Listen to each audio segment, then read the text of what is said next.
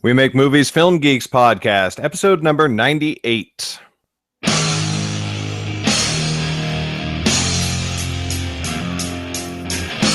Welcome to the We Make Movies podcast, making the world a better place, one film at a time. And now, here are your hosts, three aspiring sellouts, Chad, Michelle, and Garrett. Hello, everyone, and welcome to the We Make Movies Film Geeks podcast. The podcast is all about how to get your movie made, how to get it seen by other people, and how to get it awesome. I'm your host, Garrett Robinson. With me, as always, faithful co-host Michelle Lucadou. We are sans Chad today. Ain't nobody need Chad. Ain't nobody need Chad. He is off doing some cool film stuff that I'm sure he will tell us all about next week. Because we have made a slight format change to the show, which I will talk about when we get into the main topics. But we are going to start off this week, obviously some stuff has... Yeah, we're going to start talking. It's going to be great. Some stuff has happened this week that obviously we can't not talk about, and of course it's going to play a large part in what we talk about for the topics of the day. And we want to start off by expressing our deep condolences and sorrow for the people of the city of Paris and all of France for the atrocities that happened there on Friday, as well as to the people of Kenya for the terrorist attacks that took place on Thursday, the day before. It's been one of those weeks, and obviously it's kind of impossible to know what to say in these situations, and we all wish that we never had to face them and that they never happened. And Mr. Rogers might seem to be like a weird place to go to for inspiration, but he's the one. He told this story on his show, which a lot of people have been sharing around, and I actually kind of like it. And he used to as a child, he said he used to see terrifying things on the news that upset him a lot, and his mom would tell him to look for the helpers, and that no matter how bad it got, there were always people there quietly helping, and you wouldn't notice them because they were quiet and they were just doing what they could to help and make things right. And the people who do these things are always, a tiny minority, and the helpers outnumber them many times over. And if you are feeling that desire that I think a lot of us feel, where you want to do something, that's what you can do is you can just be a helper wherever you are and wherever you can to whoever you can. And that might just be somebody who is, like really upset by all of this. Like, we can't all be there helping physically, but we can help however we can around the world. So please see if you can find a way to do that. And on a related note, Michelle. Well, yeah, just something I wanted to say about that. First of all, I'm going to have to do some research. I had not heard about attacks in Kenya on Thursday. Yeah. But I know people were comparing it to the attack at the school back in April, I think. But one thing, say what you will say about social media. I have numerous friends in Paris who, when I heard what happened, the first thing that came to my mind, obviously, was, are my friends okay? And I started getting on my phone Facebook notifications. Facebook had a check-in where anyone that was in Paris could check in on Facebook and it would let every single one of your friends know that you're okay. I think it's like that's ideal. It's like the best thing that's come of social media like ever. So it was just really wonderful to just be sitting at work and like see one by one my friends checking in and letting everybody know that they were okay. That's and awesome. Obviously there are a lot of people that are not okay, and that is absolutely not okay. So yes, absolutely. And what I loved, did you see the beginning of Saturday Night Live last night? No, I didn't. I don't actually watch that show at all. It is, I believe, the first time in Saturday Night Live history that they did not have a monologue. They just had a woman that came on and basically said a very short monologue about how our hearts go out to those in in Paris, and that we, are with you. And then she said it in English and then said it in French, and then quietly just said, "Live from New York, this is Saturday night."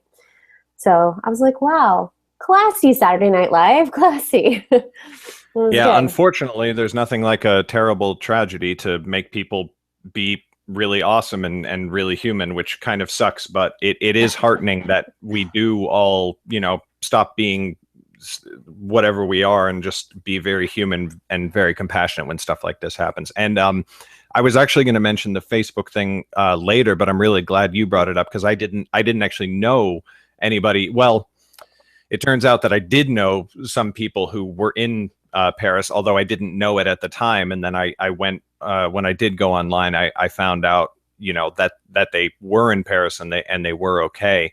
But I'm glad that it helped you, because it had just been sort of something that I heard about. And there you go. Like, I've been very critical of Facebook in the past, but I know something like that, and I'm like, well, good job. Well, apparently it is the fastest way to generate information, or to get information out there. I've heard many people in New York have said, or in LA have said, "Oh gosh, was that an earthquake? Oh my gosh, let me check Twitter and see if that was an earthquake." Yeah. So people don't really necessarily check CNN these days. They just check social media.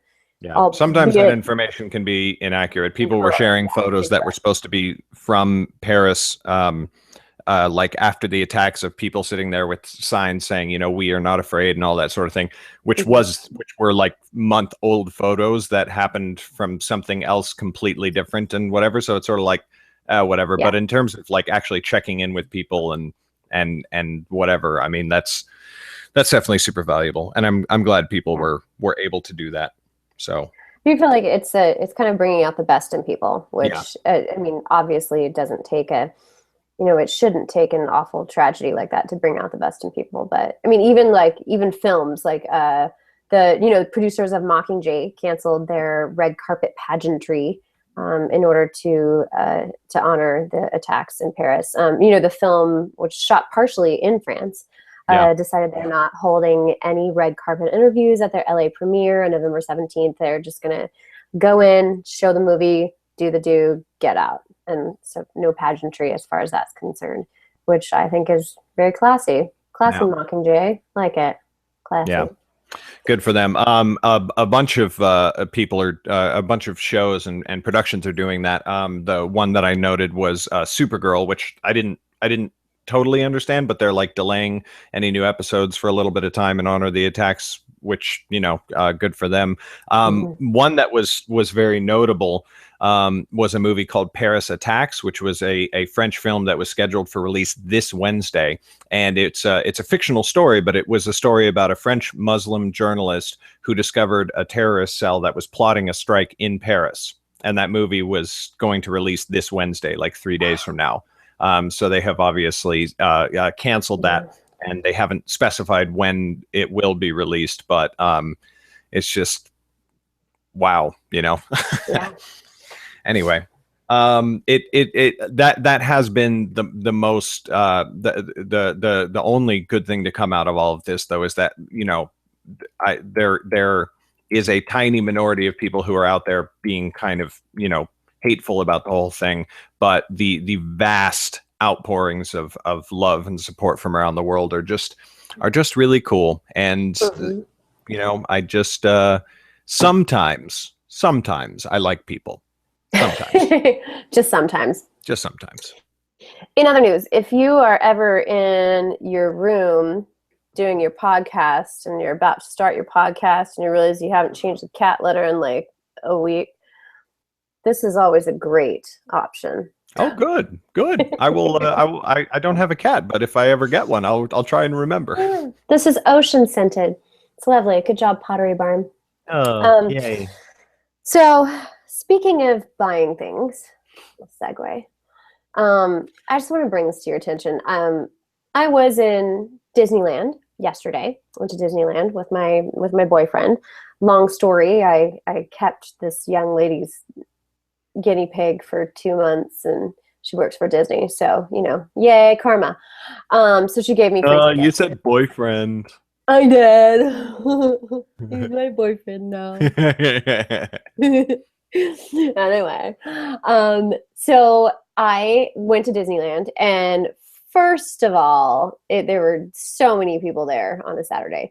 But then I got there and I realized like it is all Star Wars all the time. Yep. In Tomorrowland, all this. So I did a little research. I just want to bring this to your attention. So in October, I'm sure we all know this, in October of 2012, Disney bought the entirety of Lucasfilms and everything related to it for $4.05 billion. No, I think it was 4.5, but either way, 4.5. Under $5 million. Billion. I mean, billion. Yeah. The point is multiple billions. There were a lot of billions, and yet. But there were only 4 billions. Yeah. So, and I'm sitting there and like, it's no longer Tomorrowland. It is like Star Wars land. So just to put it in perspective, back in 2011, just slightly before that, Microsoft paid $8.5 billion to buy Skype. Mm-hmm. I mean, I don't know about you, but I've never paid for anything on Skype. I just do the do on Skype. It's completely free. Mm-hmm. In 2013, Microsoft bought Nokia. Do you know anybody who has a Nokia phone? I don't know. I don't.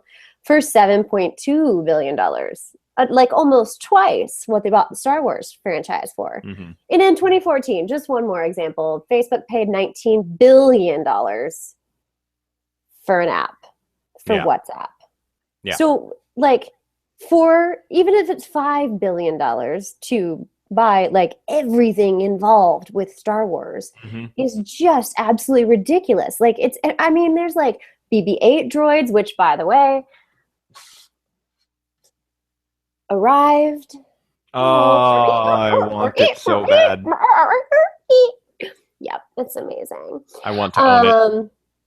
I will say it's not as cool as I thought it would be. But BB-8 droids. Don't say that. Yeah, well, the sounds come from your phone, from the It's app like on you your just phone. punched me in the taint. It's like your fist just right in the just. I'm sorry. But it's still super cute, and he still like runs around, and the cat's chasing. It's great. So I got tickets. I got tickets for the show. For the film. This is just a quick aside.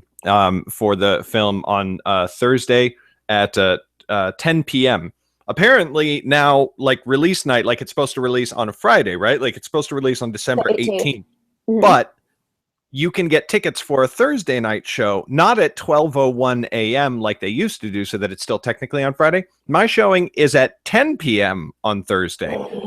So I guess technically it ends after midnight, so that must be how they're counting it. So it's still like a Friday showing. I don't know. It's super weird. That's super amazing. It's also super amazing.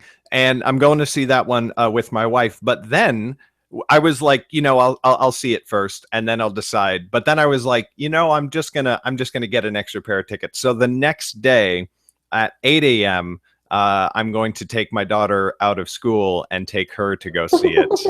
And we're watching. That's amazing. Yeah, we're watching all of the films in the weeks and days leading up to it, and she is more excited than I have ever seen her about anything in her life. I'm so proud.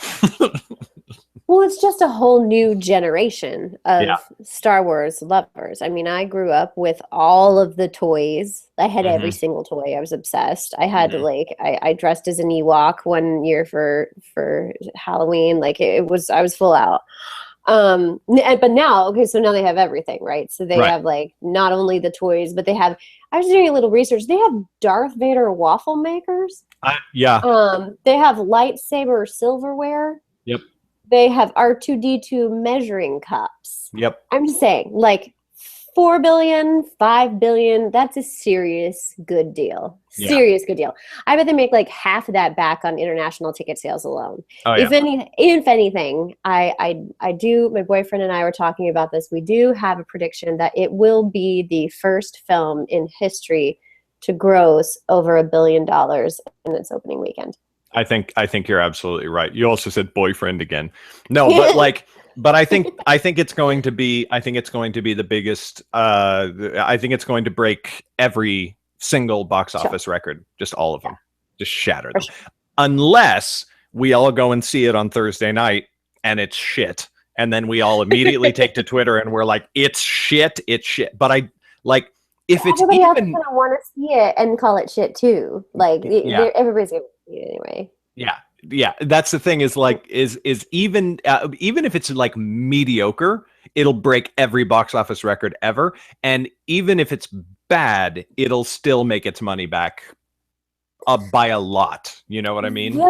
Yeah, for sure. Though I would be interested in knowing, I mean, they haven't leaked shit unless they wanted to leak shit.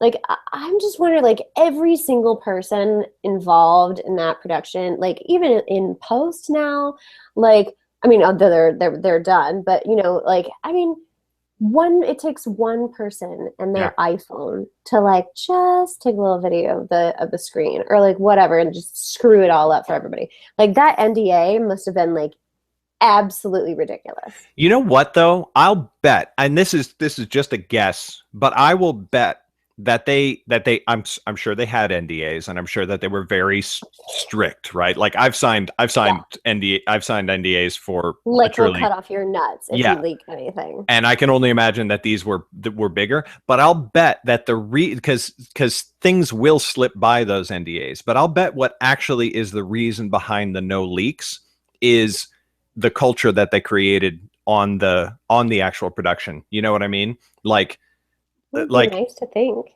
Yeah, I hope that's what it is, because I don't think that there's anybody working in the film industry these days who wouldn't love to work on Star Wars, you know, who like doesn't love the movies for what they are, even if they recognize, you know, okay, like filmmaking has advanced since then, special effects have advanced since then, but it's still Star Wars. And I'll bet you that with constant attention to the crew and the cast and morale and everything like that, I'll bet you you would not find it that difficult to instill a culture on the production and the post-production where everybody was like, no, man, this is our thing. This is a team thing. And we are just saving it for the world. And that might decline over like future films. But I would like to imagine that that's the reason behind this one. You just like were a little reminiscent of the monologue in Goonies, where he's like holding the penny and he's like, this is my dream, Chester Copperpot. This is my time, my dream. How much are you going to hate me if I tell you that I've never seen Goonies? Oh, you just discredited yourself as a filmmaker. Well, it's been a really good run on the We Make Movies Film Geeks podcast, everyone. This will be the last episode. We almost made it to 100. How could you not? God, just go watch it right now. Watch it with your kids. It's the best. I know. Like, that's the thing is, like, people are like, why don't you like it? I'm like, I don't not like it. I've never fucking seen it. You love it. You love it. You're going to love it. You already love it. You loved it already. You loved it when you were born. You just didn't know it. It probably did come out before I was born, didn't it? Maybe. Not before I was born, though. Yep, 1 year before I was born. Hilarious. It's still amazing. And apparently they're working on a remake. This is rumors I hear. Oh boy. I wonder how that's going to go over with the fans. Amazing. It's going to go amazing. All right. Well, I will jump on to the next thing. So if you are someone who creates things on YouTube, which I happen to be, and if you happen to want to make the world a little bit of a better place, and hey, who doesn't, especially these days. So the Vlogbrothers, my personal besties, host a yearly event called the Project for Awesome. And just like the name says, it's pretty awesome. So what it is it is an annual, I think I might have talked about this last year, but it's an annual charity fundraiser where YouTubers from big to small, everybody from Hank Green and John Green and Hannah Hart and Tyler Oakley to people like me, make videos about their favorite charities or a charity that just happens to be particularly close to their heart. And last year I made a video about my cousin's charity, Water for Tanzania, which does humanitarian work in Tanzania, as you might imagine. And these videos are all put onto a gigantic playlist where anybody can go and view them, and everybody drives their viewers to go look at the whole list. So no matter what, you're raising awareness for your charity, like, and it goes beyond your own audience, right?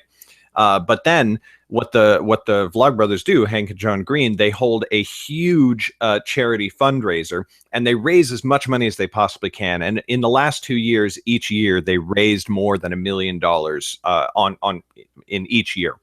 And then everybody who watches the videos goes to the Project for Awesome website, and they vote on their favorite videos from all of the videos on the playlist. You can vote, you know, I want to support this one, I want to support this one. And then the top 10 charities that are voted on by everybody receive the money from the Indiegogo. So it's like a huge crowdsourced, crowd-funded charity event, and it's pretty fantastic. And if you're not a YouTuber, but you do want to help, you can also get tons of cool stuff because it is an Indiegogo campaign. And just like any Indiegogo campaign, you can get perks. So for example, you can watch Michelle knock things over in the background. No, it's meow. Hi, guys. Kitty. Yeah. Michelle, while we're on camera. Right here. Pet the kitty. All right, enough of that. No, but like very popular YouTubers will create art. You know, John Green will sign copies of his books, and those will be perks, and there's a limited number of those. And then, you know, Hannah Hart will sign some T-shirts, and there's a limited number of those. And all of this stuff is donated, right? So whatever you donate to the Indiegogo campaign, you can get some cool stuff, which can make Christmas presents and everything. But all of your money is going to the charity. And I think Indiegogo, I'm reasonably certain, forgoes their normal fee on the fundraising campaign so that it literally all goes to charity. It's a really super cool thing. So it is projectforawesome.com is where you can find all of that stuff. And if you just search Project for Awesome, it happens on December 11th and 12th this year is when all of the voting and the fundraising happens and everything like that. So go and check it out. It's super cool. And we can put that in the show notes too. So. Oh, show notes. Oh God, we don't have chat this week. Oh, responsibility. All right, so we'll move into the main topics, but now is when I want to talk about the format change that we are going to have in the show kind of going forward. So we've been doing the show for a while now, and recently I've been trying to think about ways that we could make it more useful for the audience, more fun, and more more useful, mostly like content that would actually be like instructive and help people learn and help us like grow as filmmakers as well. And what I realize is that you, me, and Chad, we're always working on stuff. We've always got something going on, no matter what it is, no matter what stage it's in, no matter whether we're still writing the script or we're like getting ready to go into production or we're working on post-production. So as evidenced by the fact that Chad is currently off filming something. On a film. Yeah. Yeah, exactly. So what we're going to do with the main topics each week, and we're going to play this a little bit by ear, but we're going to replace the main topics with talking about what we've done in the last week on whatever project it is that we're working on in whatever stage. And we're going to try to find a lesson in it. Or sometimes we will, you know, come and we'll need help on something, and we can talk with each other about like how to resolve it. Like, you know, maybe we're coming up against a challenge that we weren't expecting or that we've never run into before, and we can all talk. And, you know, because we've all worn so many different hats on so many different productions that I think that we can all, you know, sort of like help guide each other through anything that one of us doesn't understand. So we're going to start that this week, and then we're going to keep doing that going forward. I'm sure that some weeks, like next week, Chad said, I think I could come back and I could do the entire main topic section by myself based on what I'm doing this week. And I was like, well, what if I want to talk? And he was like, okay, well, sure. But like, I think my stuff's going to be really useful. I'm like, okay, fine. You can have it. So we might do some weeks where it's like all one person talking about some big thing that's going on, or we might do like this week where we just talk about something that's happening. So Michelle gets to go first. In other news, ladies and gentlemen, America, meet Abigail Fraser. Hey, Abigail Fraser. She's 1.5. Kitty. She's kitty. Kitty. I was like knocking shit over earlier. Okay, so I am looking to produce my next short film. And I did one. We did one. Garrett and I did one last year, a year ago, Garrett. Yes. A year ago. And Yeah. so I have decided to be a little bit Woody Allen about this and try to do one every year. Okay. So that's the goal. But every year-ish. So I've been reading a lot of scripts. I'm reading and kind of it's weird because with a short, you either go toward trying to smush as much shit in the 7, 8, 10, 12 pages as you can, or you go with one simple, clear concept that may not be as much as most people think they should get out of a film. So I've been reading and reading and reading, and then the short film challenge happened. For those of you who are not We Make Movies members or folks, we are producing a short film as a community. And we had a short film challenge over the past 3 weeks where people submitted their shorts, I think 8 pages and under. And then they were read in front of an audience of people. There were 33, I believe, that were read, 32 or 33 that were read. And the audience voted on which 6 they liked the best. Quite a silent ballot, like no comments, no anything, completely fair, completely awesome.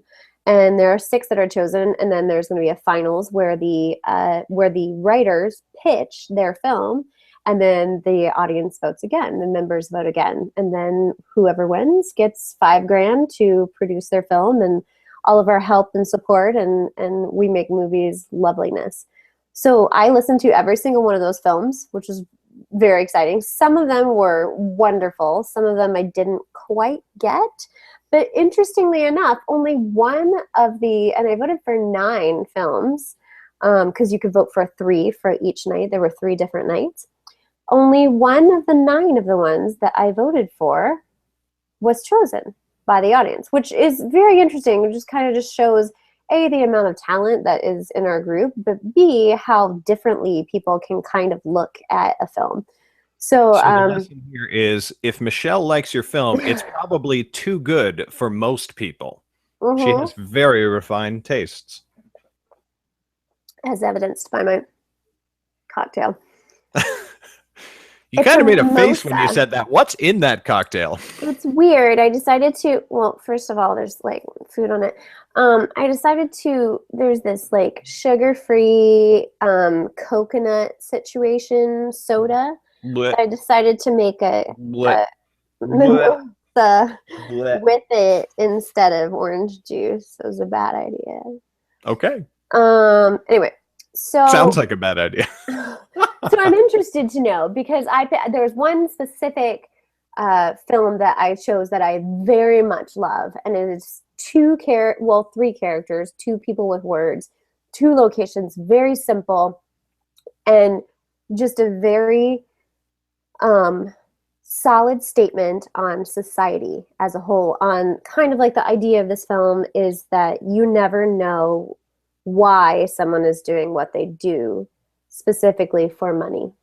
You don't know what's going on in their life. You don't know why they need the money, if they need the money, whatever. And it's just kind of dog eat dog. But this film was, I just thought, absolutely lovely. But I'm interested in knowing, Garrett, when you're reading a film, kind of thinking about producing it, other than like producibility, like there's no, exploding helicopters and shit. Oh, well, then I wouldn't do it. Gotta have at least one exploding helicopter. I mean, I love it when people blow shit up, but what do you look for? Like, what are your like top criteria? Okay, well, there's 2 in a short specifically, right? There's 2 things for me. One, like you can either have a short that's an excellent experience, like from beginning to end. Those ones don't always necessarily have like the greatest like story structure. It literally is just like kind of an experience from beginning to end. A lot of Zach's scripts are like this. The story, like, it's not so much about the story; it's about watching the people that he writes be the characters that they are, because he just writes these completely off the wall characters where you're like, you just want to do random shit for 10 minutes. I will watch because you are hilariously written, like that sort of thing. For those of you who don't know Zach, it's Zach Van Eyck, Yeah. Vaneyck, I believe. I'm gonna. He's got a great pilot out there called Sweet Caroline. It does like a lot of work that's very character based, but character based and completely over the top and hilarious.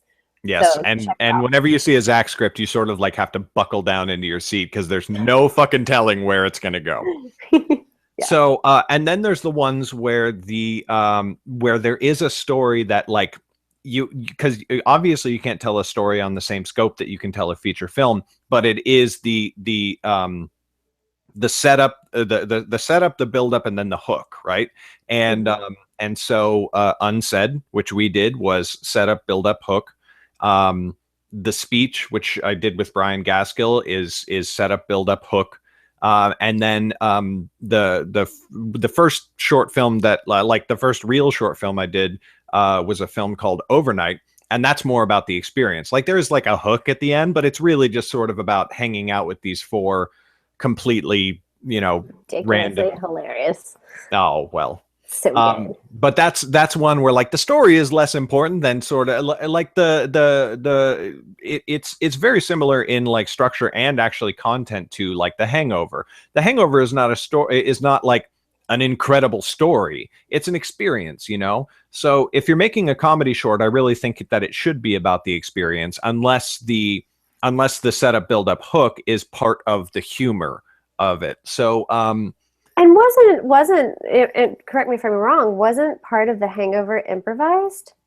Oh yeah, to a very large and extent. So it was like This Is the End. That one was like largely improvised. I mean, so much so that you're like, what's going on? What's happening? Which works, which I think works in the comedy genre. It doesn't work so much, for example, in Iron Man 2, which was also largely improvised and might be one of the worst Marvel films. Still enjoyable, but but you could tell they were making everything up that they were saying and all the scenes, and it bugged me a lot. I will say though, there was one time that it was done really, really well, and forgive me if I do not remember, but it was a short. No, it was a feature. It was a completely improvised feature that was part of LA Film Fest last year, not this year, but last year.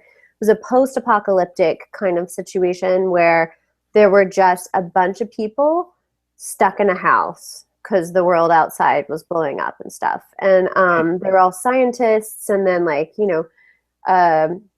was very interesting, like really beautiful, beautiful film. But when we were asking questions after the film, they were kind of like, yeah, we got the basis of the story, and then we just improvised, and we just all lived together in that house and created relationships, and it was beautiful. It was really beautiful. I respect films that are done that way very well. I could never ever make a film that way. I don't have the capability to, like, I don't know. That just terrifies me. Well, I also respect writers, and there's a reason that we have writers. Yeah. No one is going to improvise as brilliantly as, say, nobody talks like West Wing. Right. Nobody improvises as well as Aaron Sorkin can write. Yeah. Yeah. I mean, if they do, they're probably not, okay, well, maybe they're, whatever. I won't make any difference. But very few people do. So, yes, there's a reason we have writers. Did improvise film? Sure, it's fun. It's great. But I really do believe in writing as well. Yeah, for sure. So going back to your short that you want to make, I would make sure that that it provides one of those one of those two things, is a great experience or a story that is really just like 3 beats of a story. The setup, the build up, and the hook. And if it's got one of those, you're definitely going to get people who like it. But then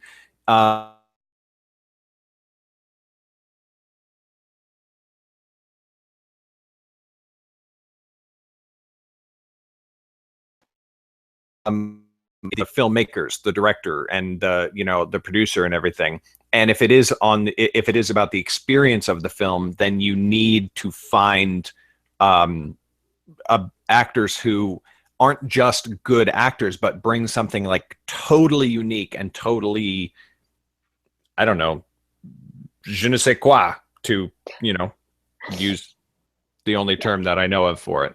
So you need to find people like that if you're trying to provide an experience-based short. So, like, do you have a genre? No, I just want to tell a good story. I mean, I am generally drawn to drama. You know. So there's that. And I do believe, like, if you're gonna do, if you're gonna do a short, I think comedy is fun as a short, but I think if you're gonna kind of get it out and kind of like, I'm interested maybe this time in doing the festival circuit, because I've never had anything I've ever done in a festival. So we should talk after the show, by the way. I have an interesting thing that I want to do.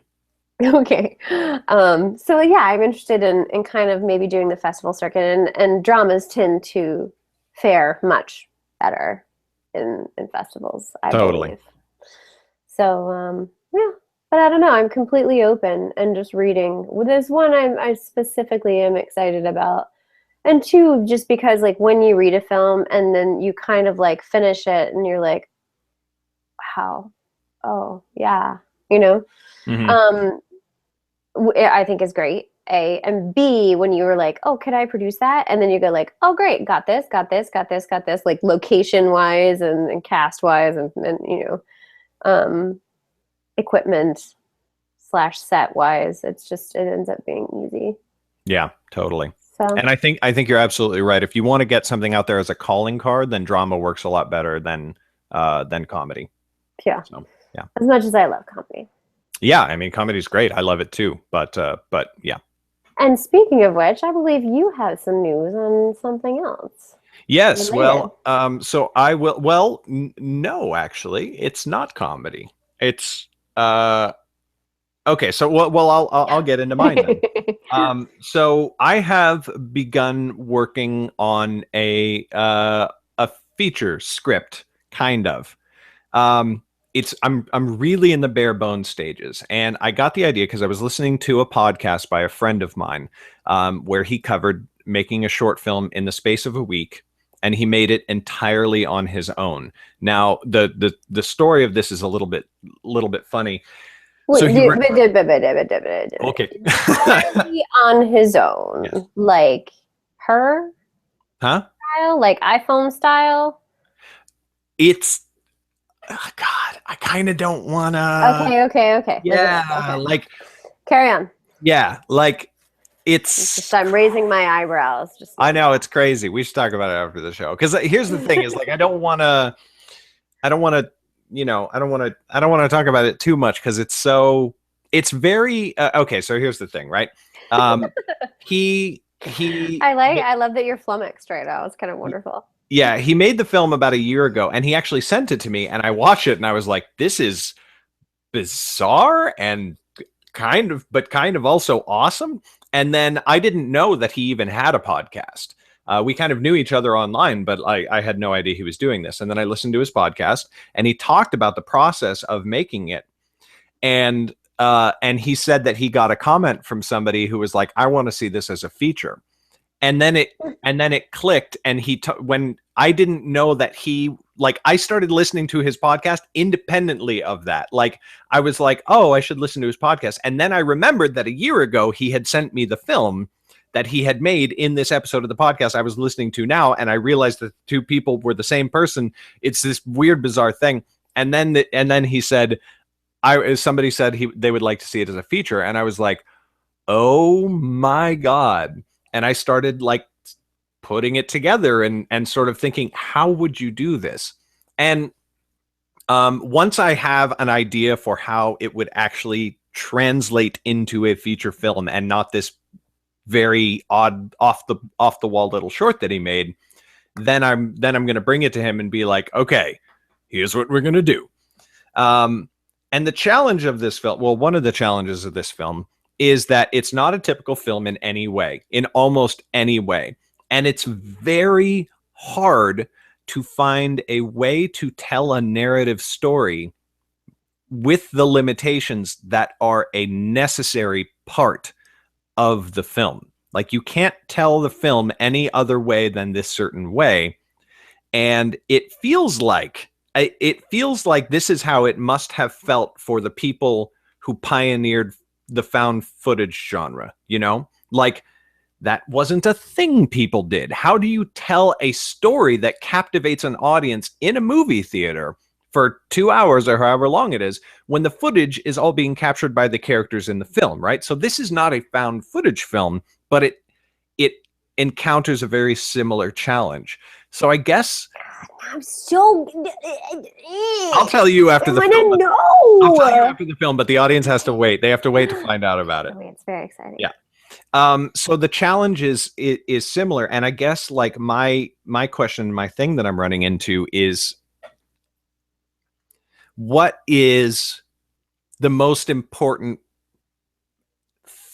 like, what is the essence of film narrative that I can take and use as the foundation that I can then build all of my technical stuff on? You get what I mean? Like, all of the technical stuff, like how to frame a shot and how to do this and all that sort of stuff. Like, I kind of already know that, but like the essence of narrative in film that I can then take and build an entirely new technical array on top of. I don't fucking know if this is making any sense at all. It's not. You know what it sounds like? It sounds like one of those acting exercises that you give to kids. That's all these random lines like, where is he? He's over there.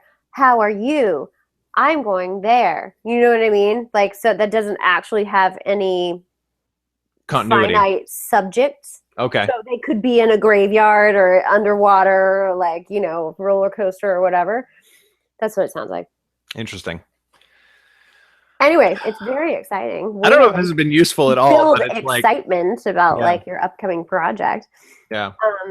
But yeah, we'll see. It's like the sort of thing where it's like, stay tuned, viewer listeners. Stay tuned for which script I pick and for whether Garrett can put his thing together into a thing. If I can put my thing into a thing, I'm pretty familiar with sticking my thing into things. I was shooting. By the way, I shot. Coming out tomorrow. I directed a music video. Really? Yeah, last week, which was super fun. It's at my school, the school that I teach at. And it was the first time I'd actually just kind of like been running the roost. I had a choreographer and then 12 dancers and a small crew. But it was just great. It was super fun, and I had a grand old time. So it should come out next. Oh, things to know. And moving on to things to know for today. Well, before we do that, real quick, we'll cover community news really quick. And just I just want to say, like, I feel like my main topic was not as good as Michelle's because I have to hold like so much behind the curtain. But I will find a better way to express myself next week, so that it can become more of an interactive thing, and hopefully you guys will sort of enjoy, because I do think that it's the sort of thing that people who like indie film and who like online culture, like if you listen to podcasts and you watch YouTube videos, it's the kind of film you'll fucking dig, even though you didn't know you'd dig it. You know what I mean? So I will find a better way to explain it next week without giving the whole thing away. And the found footage analogy is a good analogy. Yeah, it's very like that. So we'll see how it goes. But in community news, so please, as always, we ask that whether you're watching us live or listening on the audio feed afterwards, please do go and rate the show. Ratings and reviews help people find the show, help grow the community, help make it all bigger and more exciting and more awesome. This Wednesday is Games Night, where actors go. Is it Games Night? No, in fact, no, it's not. This Wednesday is Scripts, yes. Writer's Workshop. Okay. So that was an error in on my part. Normally Chad always puts in what the right event is. Chad would nothing without you. Well, I can speak to this. We have 2 more weeks left. before we take a break for the holidays. So we have this Wednesday. We are skipping the next Wednesday for Thanksgiving, and then the Wednesday after that. So we have this Wednesday and the first Wednesday in December. Both are writers' workshops. One of them is writers' workshop, traditional writers' workshop. The other is a final heat for all of our writers for our short film contest challenge. Not allowed to call it a contest. So each one of the 6 writers will be going up on stage. It's actually not a writer's workshop, but they are going to go up on stage and pitch their film.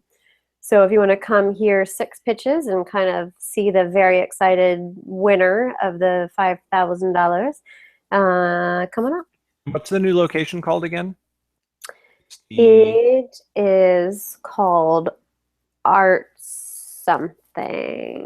Ah, crap. Well, we'll put it in the show notes for sure. And you can always find what's happening on our schedule at wemakemovies.org/calendar, which always has the times and the places and locations where things are happening. So come by this Wednesday. It's going to be a blast, and I'm going to drag my friend Zach down to it with me. So it should be fun. It is called Mid-City Arts Center, and it's at 1644 South La Cienega. And it's a great little space. It's fun. It's intimate. It's a theater, and it's a fun part of town. Ooh, so, intimate. Yeah. Mm-hmm. Huzzah. And then finally, We Make Movies is the only filmmaking community, so far as we know, that is entirely supported by its community, and that happens through patreon.com. Patreon is a sort of crowdfunding website, sort of like Kickstarter or Indiegogo, except that instead of a one-time fundraising push, it is a continuing voluntary subscription to support the art of artists that you enjoy who create their content for free. And thanks to the support of our patrons on Patreon, we are able to hold all of our events, which are free. Anybody can go and attend them. And we are able to do things like our rolling production fund and the script competition that we are doing right now, where somebody's going to get $5,000 to make a short film, which is fantastic. So if you want to check it out, go to patreon.com/WeMakeMovies, and you can become a supporter, find out all of the cool perks and bonuses and awesome stuff that you get for being a supporter of We Make Movies. And of course, our eternal love, devotion, and appreciation. Opa. And we will end as always with things to know. So do you want to tell us that thing to know? Yeah. Well, I was talking about, what was I talking about to know? You were making you made a music video. Oh, yeah. So if you're interested in dance at all, the school that I teach at is Relativity School, affiliated with Relativity Media. It is a film school, but they have a very large commercial dance department, which I am the head of. And we have a really fun Facebook page. It's called Relativity School Commercial Dancers. And they put up a lot of videos of them doing fun, crazy, kooky things. Like we have a new Bollywood music video, which is out, and then this huge Bali Shake competition to travel kids to Mumbai. And so, tomorrow, my music video that I directed should be up. It's called Sophomore Class Roll Call. It's very interesting.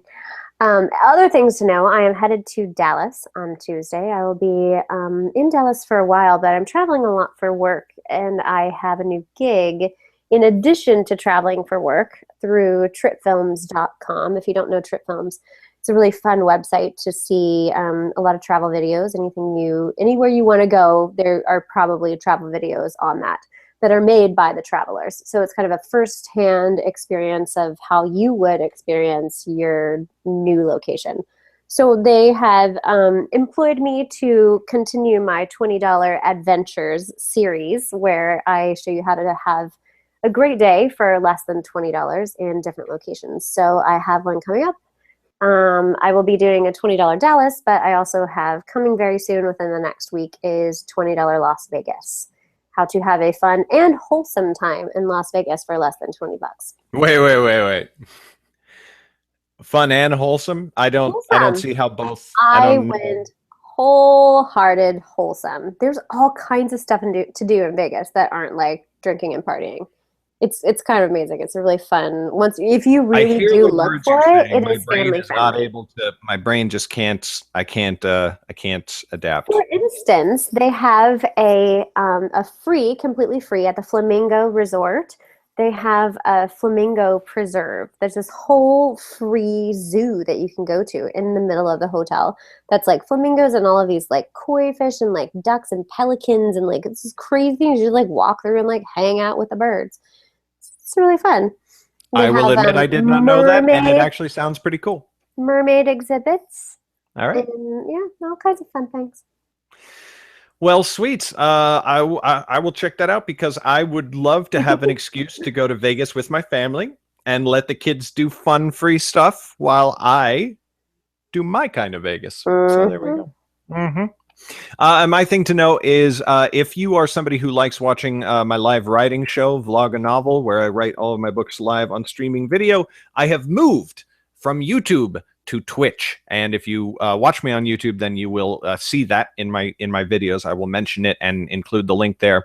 But YouTube's live streaming is not quite where I want it to be, and Twitch live streaming is flawless and perfect, and I love it. So if you can go, yes, so you can go to twitch.tv/FortinBuff, which is my gamer name. Don't judge me. And if you like watching me write books live, you can go do that there if that's your thing. And there you go. Exciting. And, yep, that's it. And that's it. So that is it for the end of our show as well. And my music is not loaded up because my iPad is being wonky. There we go. Thank you so much, as always, for tuning in for this week of this week's episode of the We Make Movies Film Geeks podcast. I'm Garrett Robinson. You can find me at garrettbrobinson.com. Twitter is on, Michelle is on Twitter at mlucadoo, and we'll see you next week with Chad. Good night, everybody.